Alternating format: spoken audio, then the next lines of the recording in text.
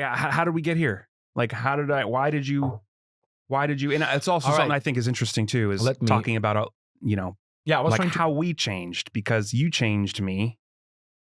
I think I had a slight influence on you. No way. Yeah.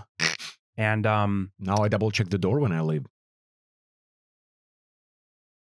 Is that the impact I had on you? Yeah. That's sure the biggest takeaway.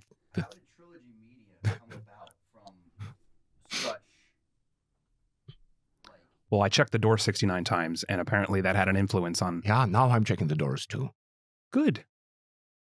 But you're still a fucking Butterfingers, so how do we fix That's that? very true. No, okay, so this is what I was trying to finish. Please finish. Okay, so went to Stella Adler. We're there again. Yeah, okay. yeah. So I met Raja, and from 30, 35 people, we clicked immediately, and we started doing scenes together, blah, blah, blah.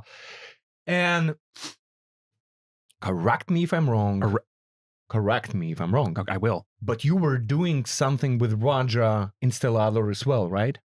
Yes, I met him. I met him in, actually, I could tell you because I just brought up that email, which was the first email that I ever had with him. You did some classes. Yeah, it was a workshop. So it was just like a one-night, one-off. One-night stand with Raja? Yeah, kind of. Workshop where, we just happened to be paired up together. It was like you do a scene in front of a casting director. The person organizing the event pairs random people to do the scene together. In Stella? Well, it was held in Stella's. Held in Stella, but it's not part of the Stella event. Not even in their theater. It was in like one of their rooms or whatever. It wasn't even, but it just happened to be there. So that event was February 5th, 2012. Because I have the original email saying about me being paired up. So I met him then, and then I got your web series a year and a half later. So somewhere in there, I met Joas. Yeah. I remember my my technical teacher. It was Tim McNeil, right, in the group. And when it was graduation, titillation. So everybody's kind of like leaving, and he was like, Roger, Art, come here. So we came, and he was like, look, I don't want to say anything about anybody. I believe that two of you can make it in Hollywood. But this is what you need to do. So whatever he said to Roger, I don't remember what he told him to make it in Hollywood. For me, he said, Art, when you read your monologues, whatever we play, whatever we do, you find a way, barely speaking English, but taking me away on your journey. I can hear your accent, anything. Just work, be comfortable in front of the camera in English language. He was like, I have no corrections, nothing, just fucking learn English and be you, be comfortable. Because when you do your monologue that you prepared, you did your homework, I hear zero fucking accent. You make me believe in living your life, whatever you're playing. So just keep working on your craft and speaking fucking English. And I never did. Facts. Fun facts. Well, I feel like we're going to need to get Raj on here at some point to kind of yes, I agree with you. Mitigate some of these stories. Navigate some my bullshit or your bullshit. He will be a mediocre. Well, a what? A mediocre gator? He's going to be alligator and mediocre in the middle. I think honestly, we need a thumbnail for this fucking episode. We should take the still image of me with my crazy fucking Jew hair and you with your shirtlessness. Maybe the one in the kitchen. Well, that's from Bugbusters. I meant when you and I were just being us, dancing in his kitchen. How about we're gonna talk about our first mutual project together? Bugbusters? Yeah. I wish it was Adventures of Art in America. Because I would love to interview Sofia Vergara and talk about. Both were actors in LA. Right. Living the dream, trying to make big movies. Let's be clear. You moved here to be an actor. Yeah. Is that a fair statement?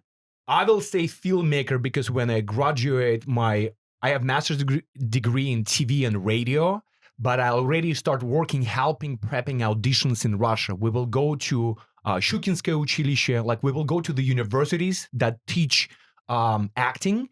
And I work for a commercial agency and I will start helping with casting. So I started in front of the camera and then I don't remember, somebody was not available in Moscow for, whatever. So I got a call from a friend of mine who's director and he was like, hey, can you help me to do a casting for this commercial? So I start getting behind the camera. Mm-hmm. So when I came with my CD disc, dude, I brought 69. Your STDs? STD discs. CDs. Okay. With my demo reel. Yeah. So I thought I'm gonna come to Hollywood. I'm gonna give Steven Spielberg my STD disc. and he's gonna book me immediately for the lead role in his movie. Well, that was my plan. To be fair, the industry used to work that way. Like there was a day, even bleeding into my days in LA, where showing up to casting offices in person to hand them a physical headshot actually mattered. Yeah, very true. That was back in the day, and I feel stupid saying back in the day, referring to my day, but it feels like back in the day, even though it wasn't that long ago. We're like 6 years apart from each other, and it's COVID crazy. changed the entire acting industry in so many fucking ways. Which is kind of good because back in the days, when you, let's say you're Al Pacino, right, and you're doing auditions, they will request you to do a self-tape. Somebody gonna put you on video cassette and gonna send director when you're filming in Italy or you're filming your Godfather, and they want to do something else. So when you elite actor in Hollywood, you supposed to do self-tapes. But self-tape was the exception. Self-tape was like either the backup option when you couldn't be there, or it was usually, from my experience, it was for like smaller projects where they maybe didn't have the budget for a casting office, or like self-tapes were rare and I hated them. But now it's like the inverse. Now self-tapes are the norm. I haven't been on an in-person audition since before COVID. It's been over 5 years. You know what I found actually interesting?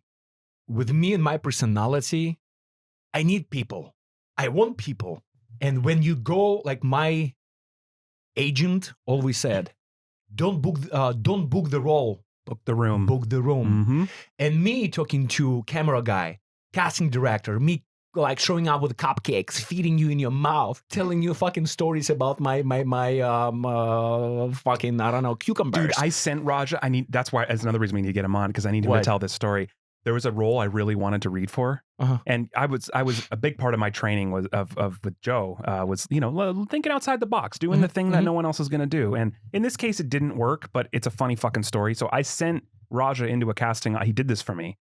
Went into a casting office dressed as a Domino's employee with a pizza that I taped my headshot underneath the lid, and I said, "Go deliver this to." And I had the casting name. I already knew what I wanted to read for. I had a note on there, and I said, "Go deliver this pizza." So you sent fucking pizza? No, I sent Raja in with a pizza. With a pizza. I could have just had it this sent is there. So Ashton. This was machine. This was pre DoorDash. There was no DoorDash or anything. So he dressed as a pizza delivery guy. We literally bought a blue hat, and I had him we glued a Domino's logo. I swear to God, he'll tell you this. He never told me that. He did this for me, and what a friend, man. Because like I had a lot of successes doing stuff like that. That time in particular, they didn't bring me in.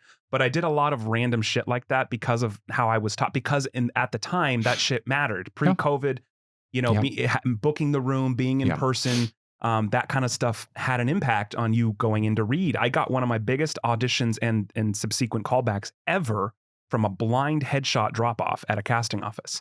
And, I didn't book the role, but it was an experience I'll never forget. I read one-on-one with Julia Louis-Dreyfus, and all of this was from me walking in blindly. Agent had nothing to do with it. Saying, "Hey, please call me in for an audition," and I literally got one that day because of it. But you can't do that anymore. No, it doesn't. Now you got to film and be a monkey in front of a fucking wall and hope that you stand out. There are pluses and minuses for everything. Yeah. When you go and you have full room of executives, and you have to be the best shape that you can deliver those lines. You have like literally 30 seconds to make everybody fall in love with you and your character. And if you, not in a good mood, or you in traffic, or you had like anxiety or whatever, and you did not book the room in that 30 seconds, you fucked. With self-tapes, you can do 69 tapes. And that's why they said, like, when casting director received hundreds of those self-submissions, and when they see that you cannot, that you fucked up the line, or something is off, or something, it's like, I literally just give you 3 days. You could have practiced that line for a whole day, and even for self-tape audition, you fuck it up. What are you going to do on set?